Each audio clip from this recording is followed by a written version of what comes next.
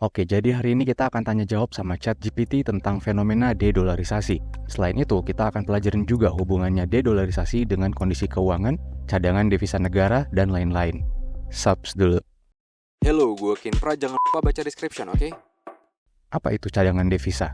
Cadangan devisa adalah jumlah mata uang asing yang dimiliki oleh bank sentral suatu negara. Cadangan devisa dapat terdiri dari berbagai mata uang seperti dolar USD, euro, yen Jepang, dan mata uang lainnya. Cadangan devisa penting untuk menjaga stabilitas keuangan negara, mendukung perdagangan internasional, dan melindungi nilai tukar mata uang domestik, mata uang nasional kita, rupiah misalnya. Tapi apa peran mata uang cadangan devisa bagi sebuah negara, misalnya Indonesia? Ada beberapa. Mata uang cadangan bisa dipakai untuk menstabilkan atau memperkuat nilai tukar rupiah atau mata uang negara masing-masing. Maksudnya, ketika nilai tukar rupiah melemah, bank sentral seperti Bank Indonesia dapat menggunakan mata uang yang ada di cadangannya untuk membeli rupiah sehingga rupiah kembali menguat atau stabil, yang artinya akan mengurangi volatilitas dari nilai tukar. Mata uang cadangan juga bisa memberikan jaminan likuiditas bagi sebuah negara.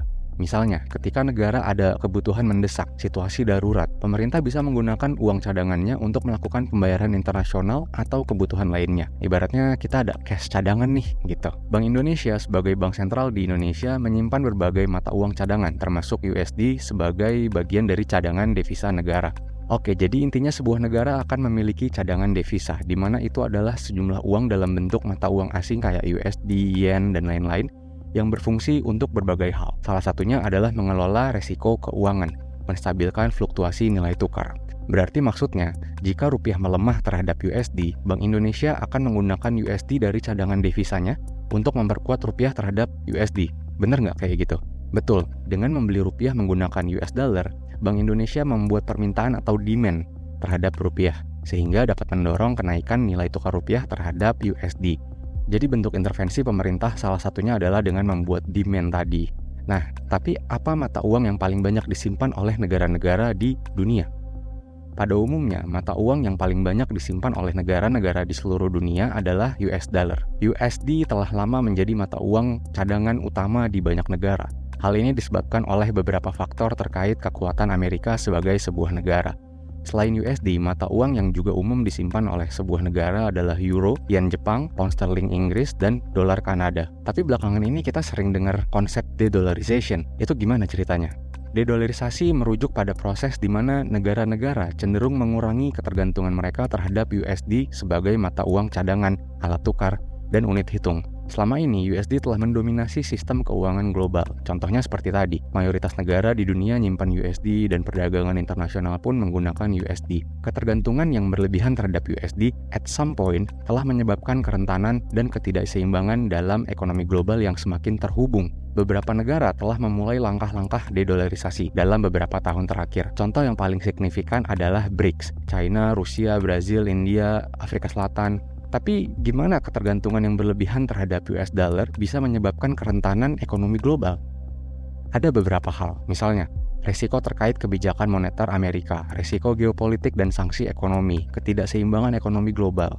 Misalnya, jika The Fed itu BI-nya Amerika, memutuskan untuk menaikkan suku bunga, hal ini dapat mempengaruhi arus modal ke negara-negara lain dan menyebabkan ketidakstabilan ekonomi. Teman-teman yang aktif di bursa saham dan kripto mungkin sangat menunggu speech-nya Jerome Powell ya. Nah, itu salah satu contoh di mana kita sangat terpengaruh oleh kebijakan Amerika. Lalu negara-negara yang sangat ketergantungan terhadap USD juga rentan banget sama sanksi ekonomi yang bisa dijatuhkan oleh Amerika kalau si negara ini jadi sasaran sanksi atau ada konflik politik sama Amerika. Terus juga ketergantungan ini bisa menyebabkan resiko keuangan jika terjadi perubahan yang tiba-tiba dalam sentimen pasar. Contohnya, kalau USD menguat, sebuah negara yang nggak megang mata uang lain selain USD itu akan rugi. Semua barang jadi mahal dan lain-lain. Oleh karena itu, keberagaman dapat membantu mengurangi resiko ekonomi bagi sebuah negara.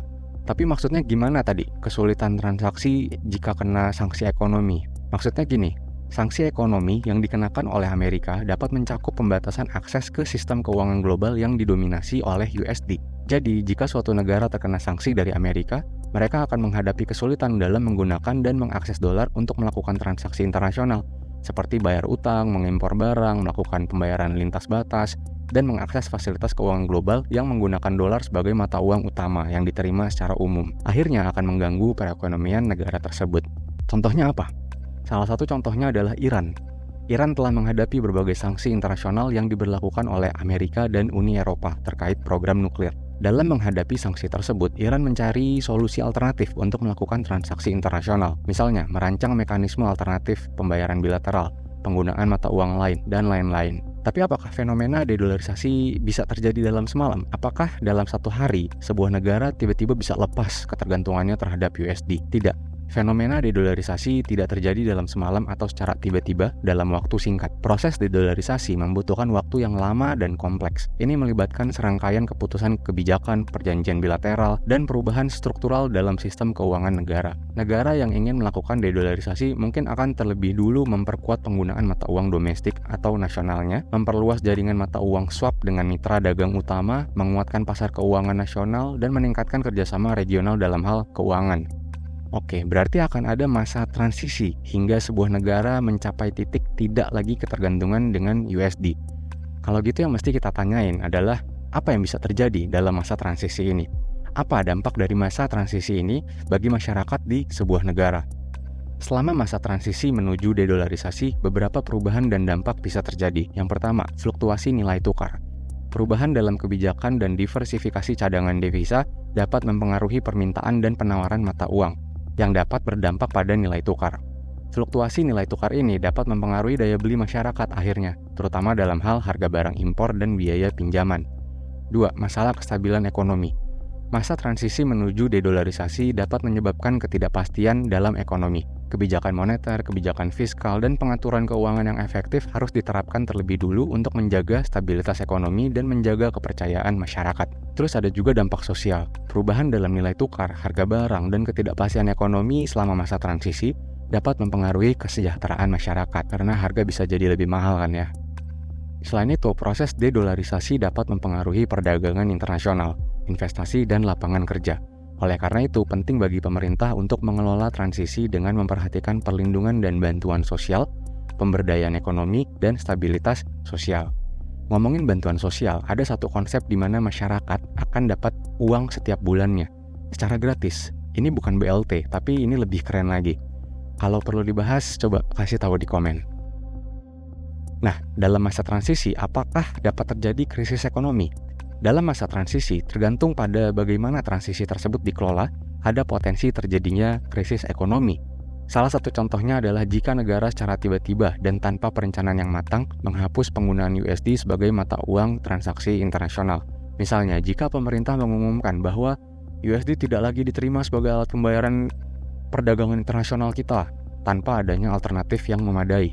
Ini bisa memicu kepanikan di pasar keuangan dan bisnis. Banyak perusahaan dan individu yang memiliki aset dalam bentuk USD dapat mengalami kesulitan dalam melikuidasi atau menukar aset mereka, yang pada gilirannya dapat mengganggu aliran modal dan perdagangan internasional.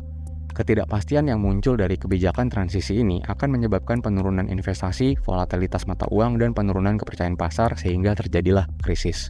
Nah, tapi berarti kalau Indonesia berkurang ketergantungannya terhadap USD, artinya barang impor dari Amerika yang dijual di Indonesia itu akan lebih murah kan ya? Jika Indonesia mengurangi ketergantungannya terhadap USD, hal tersebut dapat mempengaruhi nilai tukar USD terhadap rupiah. Kalau permintaan terhadap USD menurun, nilai tukarnya cenderung melemah terhadap rupiah. Jadi dalam konteks ini, benar, barang impor dari Amerika Serikat yang dijual di Indonesia akan terasa lebih murah. Nah, itu dia hasil Q&A sama ChatGPT tentang de-dollarization yang sekarang makin terasa, termasuk di Indonesia. Pasti pemerintah akan rencanain sebaik mungkin, tapi pasti tetap akan ada turbulensi di yang namanya transisi. Nah, buat teman-teman yang setuju sama de-dollarisasi, siap nggak ngejalanin transisinya? Oke, jangan lupa kritisi dan jangan gampang percaya sama konten ini, karena sebagian atau seluruh informasinya di-generate oleh ChatGPT. AI benar-benar makin pintar, tapi bukan berarti pasti benar dan selalu benar dan paling benar. Follow Instagram kita @orelabor.